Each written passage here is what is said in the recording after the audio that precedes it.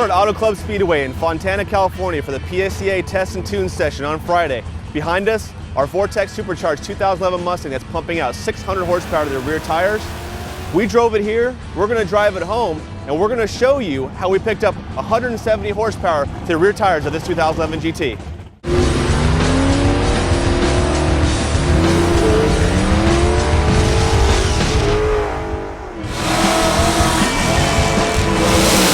We started our 2011 Mustang project just like any other project starts, with the basic bolt-ons. So we did a SCT tune, air rate intake, JPC header back.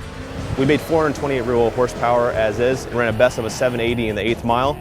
We knew we wanted to take the next step with our forced induction fix. That's why we turned to Vortech Superchargers. We've been making superchargers for over 20 years to see what kind of power numbers we can put out with their basic system.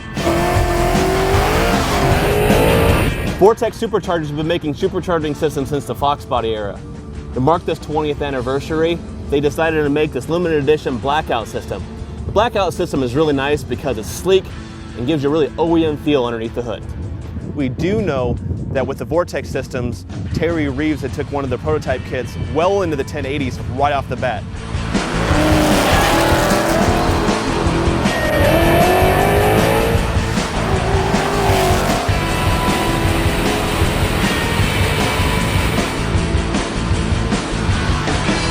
All right, so we got about 4 runs under our belt now. Car's been performing great.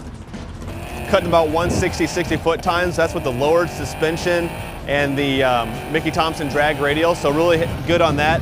After the 60-foot, we kind of take it easy, shifting it like 6,500 RPM, letting out about 1,000 feet. We don't have a roll cage in the car yet. We can't run faster than 1150s without getting kicked out.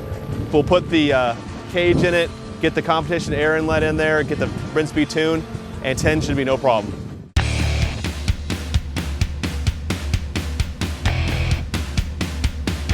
Any assembly first starts at the disassembly, and as you see, the front bumper cover is taken off our Mustang. So we've taken the air rate intake system off, taken the fan shroud out, drained the coolant system, taken some of our coolant hoses off, and our factory coolant reservoir. This massive 3.5-inch thick Vortech front mount intercooler.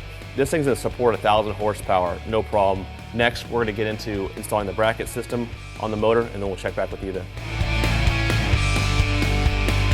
All right, we're in the second phase of our installation here. We got our new coolant overflow tank installed, new coolant lines ran.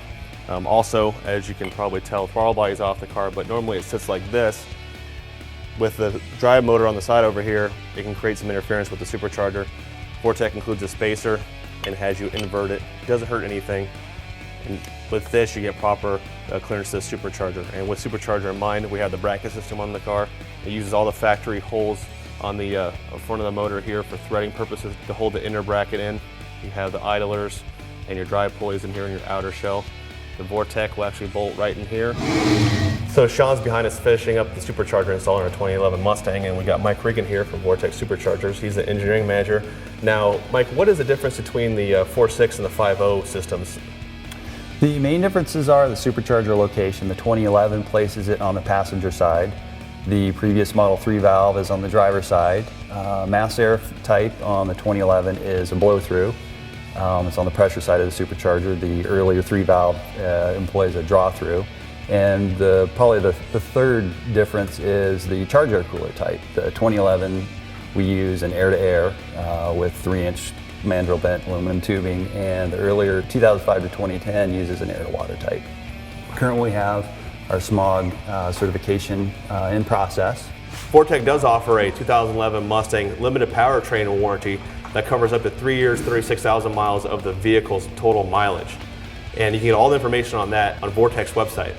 Now let's go back to Sean as he finishes up the install on our 2011 Mustang. We're pretty much wrapped up underneath the engine bay here.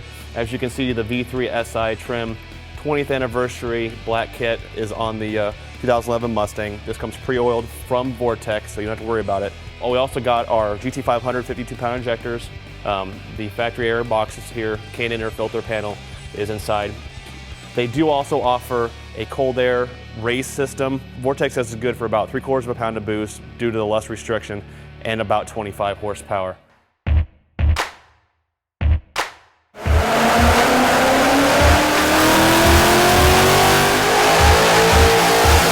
The Vortech tune is super safe right out of the box. Gives you really conservative air-fuel ratio numbers, but we wanted to turn it up a little bit, but still keep our air-fuel ratio safe. So we turned to Brent White over at Brent Speed to develop a tune for us. This gave us an increase of 35 horsepower and 30 pound-feet of torque comparing the Vortech tune to Brent Speed tune on the stock airbox, and also 26 horsepower and 21 pound-feet of torque comparing the competition air inlet on the stock tune versus the Brent Speed tune.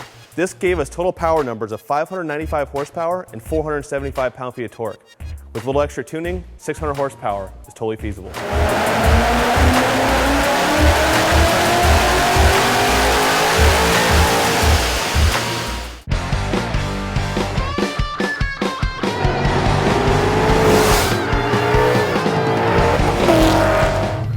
The great thing about this Vortech system is that it's just so easy to drive. It drives just like a normal car.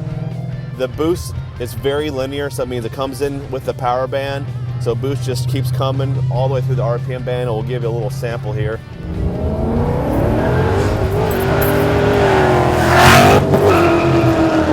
So that's 530 horsepower to the tires as is. We have the ability to go all the way up to 600 horsepower with a tune and an intake. Now you're talking about a car that you have AC, cruise control, stereo. I can throw the drag rails in the trunk, go to the track and run low 11 second or high 10 second quarter mile times with no problem.